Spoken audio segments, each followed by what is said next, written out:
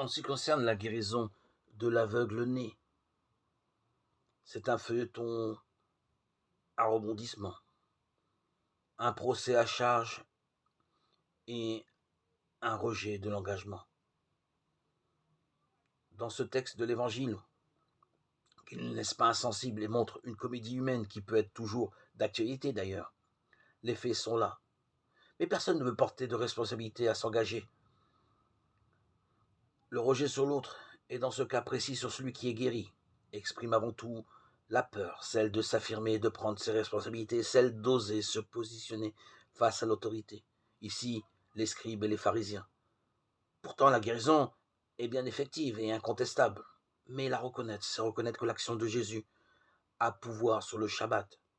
Tous les arguments sont bons pour s'opposer à l'acte de foi en l'action salvatrice de Jésus. Les règles étouffent toute liberté et poussent à refuser tout changement. Et pourtant, retrouver la vue, ce n'est pas rien. Cela change la vie de celui qui en est bénéficiaire, mais aussi de son entourage.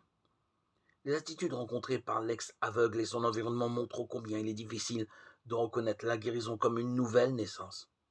La stratégie des pharisiens n'est pas de refuser le miracle, mais de pousser les parents, comme l'ex-aveugle, à dire qu'il n'y a pas eu de miracle.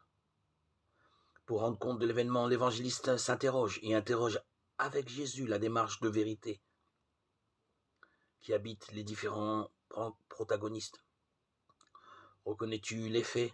Reconnais-tu le don de Dieu et son auteur? Crois-tu au Fils de l'homme?